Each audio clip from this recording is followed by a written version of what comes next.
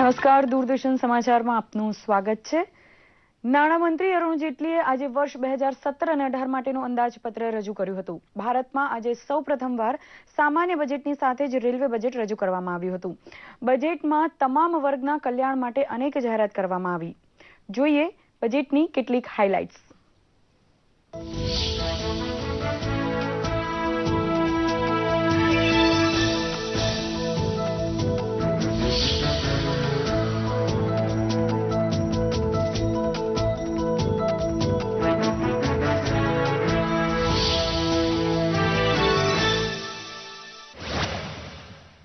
સરકાર પાસે જન અપેક્ષા ખૂબ ઊંચી છે।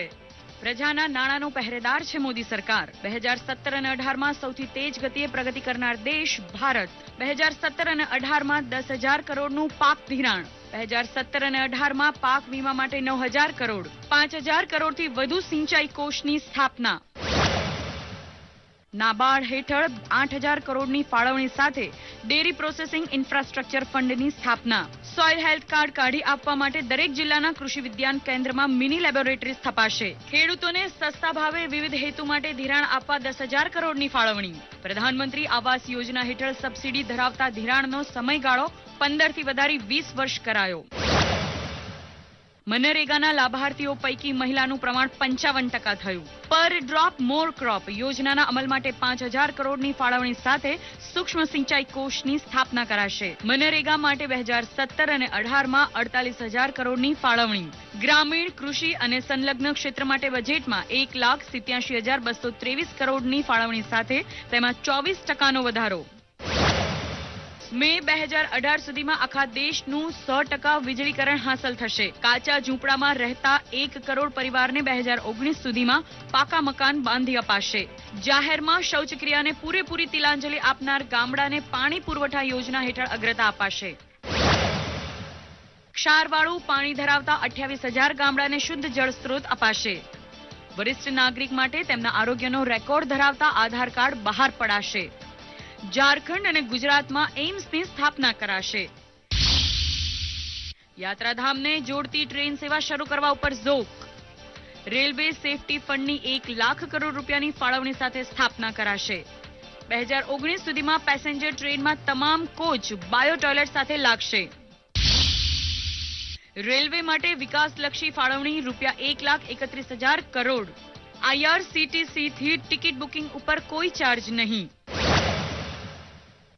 1.25 કરોડ ફોનમાં ભીમ એપ ડાઉનલોડ થઈ। પ્રધાનમંત્રી મુદ્રા યોજના હેઠળ 2017 અને 18માં ધિરાણ પેટે અપાશે 2,44,000 કરોડ। ટ્રાન્સપોર્ટ સેક્ટરને 2,41,000 કરોડની ફાળવણી। ફોરેન ઇન્વેસ્ટમેન્ટ પ્રમોશન બોર્ડને નાબૂદ કરાશે। સંરક્ષણ માટે 2,74,114 કરોડની ફાળવણી। આધાર પે નામે ડિજિટલ પેમેન્ટ શરૂ થશે।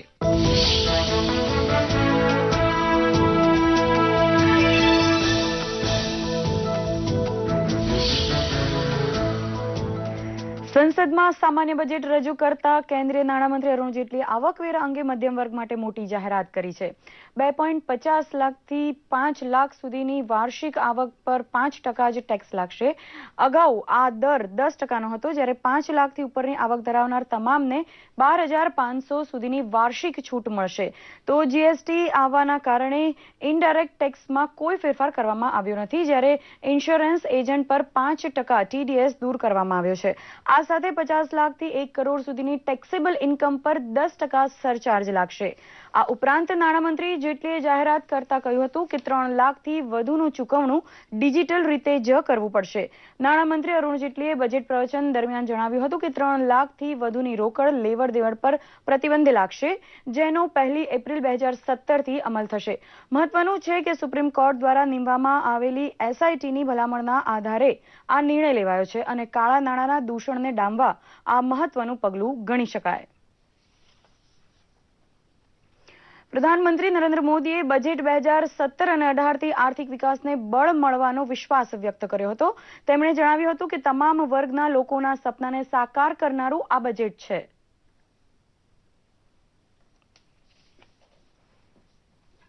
रेलवे के मॉडर्नाइजेशन से लेकर के सरल इकोनॉमिक निर्माण करने की दिशा में शिक्षा से लेकर के स्वास्थ्य तक, उद्यमी से लेकर के उद्योग तक, टेक्सटाइल मैन्युफैक्चरिंग से लेकर के टैक्स रिडक्शन तक, हर किसी के सपने को साकार करने का ठोस कदम इस बजट में साफ साफ नजर आता है। इस ऐतिहासिक बजट के लिए वित्त मंत्री के साथ साथ उनकी पूरी टीम भी अभिनंदन के अधिकारी है। ये बजट देश के विकास के लिए पिछले 2.5 वर्ष में जो कदम उठाए गए, जो फैसले लिए गए और भविष्य में और मजबूती के साथ आगे बढ़ने के इरादों के बीच ये एक बहुत महत्वपूर्ण कड़ी है। इस बजट को मैं देख रहा हूं। एक अन्य महत्वपूर्ण कदम है कि रेलवे बजट को जनरल बजट में मर्ज कर दिया गया है। इससे अब पूरे ट्रांसपोर्ट सेक्टर उसको इंटीग्रेटेड प्लानिंग में मदद मिलेगी।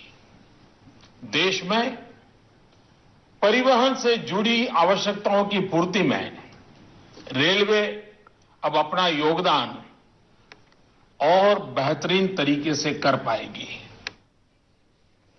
જમ્મુ કાશ્મીરમાં ગુરુઆજણ ખાતે સરહદ પર ફરજ બજાવતા હિમસ્ખલનમાં વીરગતિ પામેલા ગુજરાતના 2 જવાનોના પાર્થિવ દેહને ગઈકાલે હવાઈ માર્ગે વડોદરા હવાઈ મથકે લાવવામાં આવ્યા હતા। હવામાન પ્રતિકૂળ હોવાને કારણે બંને જવાનોના પાર્થિવ દેહ લાવી શકાયા ન હતા। ઓરવાડા ગામના જવાન સુનિલ પટેલ તેમજ ભાવનગરના મહુવા નજીક આવેલ કરમદિયા ગામના જવાન દેવજાભાઈ પરમારના પાર્થિવ દેહને લશ્કરી સન્માન સાથે વડોદરા એરપોર્ટથી વડોદરાની સયાજી હોસ્પિટલના કોલ્ડ રૂમમાં લઈ જવાયા હતા। આજે બંને જવાનોના પાર્થિવ દેહ હેલિકોપ્ટર દ્વારા તેમના માદરે વતન ઓરવાડા તેમજ મહુવા લઈ જવામાં આવશે। તેમની સાથે તેમની બટાલિયનના સભ્યો પણ જોડાશે। ત્યારબાદ તેમના દેહને વટાણામાં અંતિમ દર્શન માટે મૂકવામાં આવશે। સવારે 7 વાગે